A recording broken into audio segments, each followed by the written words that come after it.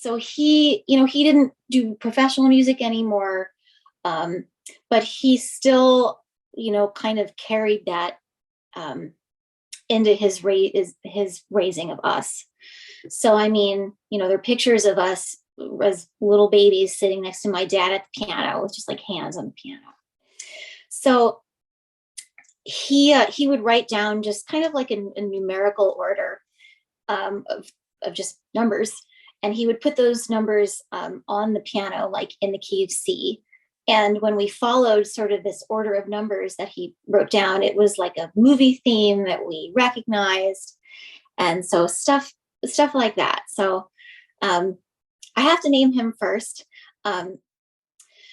So I have done a lot of different kinds of voice and musician work through the years in my career. I toured with a band for a long time as primarily a backup singer. I would sing some lead, but it was primarily backup. And I would notice kind of every time another year passed in that band, I would notice I'm better. Like I can hit higher notes. I'm just a better singer overall. So I've done that kind of work. I have done a lot, which is kind of interesting to me since I was a piano player first. I've done a lot of vocal recording session work in some people's studios, also at home. I have a very basic just a recording setup, so I can record vocals at home. I do a lot of piano bar work now, which sometimes it's just me. Sometimes if it's a dueling or a duo situation, I get to share the work, which is nice. So it is long hours, it could be 4 hours with some breaks. And it's really been very helpful in the very long gigs that I do. I mean, the long gigs I do are very wearing, your voice isn't really meant to carry on at full steam for hours and hours, but using the techniques that I've been learning from her, it really has been helpful. And I think I sound better in general. What do you consider your big break moment, or a moment when you may have thought to yourself, oh, I'm doing the thing I set out to do? Okay. Well, in all honesty, I feel like I'm still waiting for it. Even though I've had some little ones along the way. There have been a few moments where I have been on tour with an artist who was on the radio, and they had maybe a number one hit, or there's a song that, kind of like the general public associates with that artist. And when I've had the opportunity to play that song with the artist, those have been moments where I go, this is that moment. I'm playing, the number one song with the person who made it a number one song. So there've been a small handful of those. There've been a few times, let's see, I wouldn't call it a big break, but there've been a few times when I've been doing piano bar, and even other people I know who've been in the room have noticed it, where something I really love about piano bar is the engagement with the audience. And there've been a few times where I feel so connected to the audience, and the audience is so responsive and so reactive to the songs I'm playing. I can read sort of a room very well and sort of guess what song should come next that's going to get people really excited. And there've been people I know in the same room who have commented on that. One person has said, Rachel, I just want to be you. I mean, you've got everybody in the palm of your hand. Somebody else once said, this was funny. He said, Rachel, you know how to pinch people. You know how to make them go, ah! That was a funny sort of metaphor. And I understood what he meant by that. So, I mean, yeah, when it comes to big breaks, I mean, my first handful of studio sessions here in Nashville as a pianist, a lot of the people who I did those sessions with are people who are very well respected in session world and sort of music business world, people who've played on really big albums, They've been on really big tours. So those are kind of like little moments. And I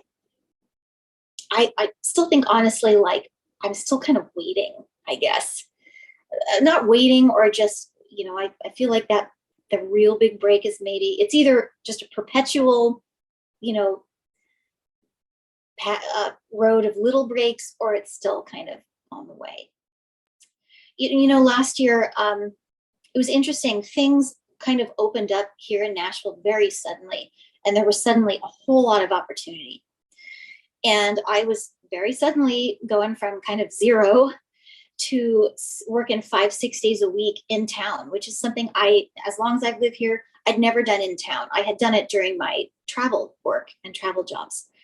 So when I was doing that in town, and then I would go travel and do the same thing out of town, that was not a lifestyle that I was accustomed to. And it really wore me down. I dealt with some tennis elbow issues. And I dealt with my high range was just really deteriorating at the time. So I really try to be a lot more, and thankfully I can do this at this point. I'm trying to be a lot more selective about the work I take, about the workload that I take, because time off is just, it's like an athlete in a sense. You really need to give your body the opportunity. And when you're a working musician, sometimes it doesn't really seem like it's that feasible, or it's really hard to make a conscious decision. Okay, I'm not going to work this week, or I'm going to take, and I've said it the last 2 months. Okay, I'm going to take January pretty much off. And then all of this work came in that I didn't want to turn down because it paid well. It was with people I respect and appreciate, who respect me. As that kind of takes priority when it comes to work that I do, it's harder to turn it down.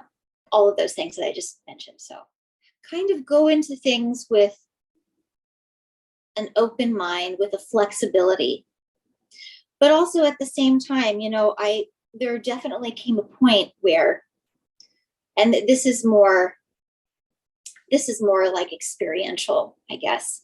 I definitely came to a point where I had played in a band for a long time. And I got to a point where I sort of had to take a look at the situation. And I had sort of evolved in my time in the band.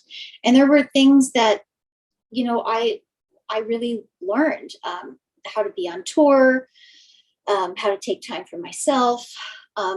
But there definitely came a point where I knew that I was outgrowing the situation. So, flexibility up to a certain point.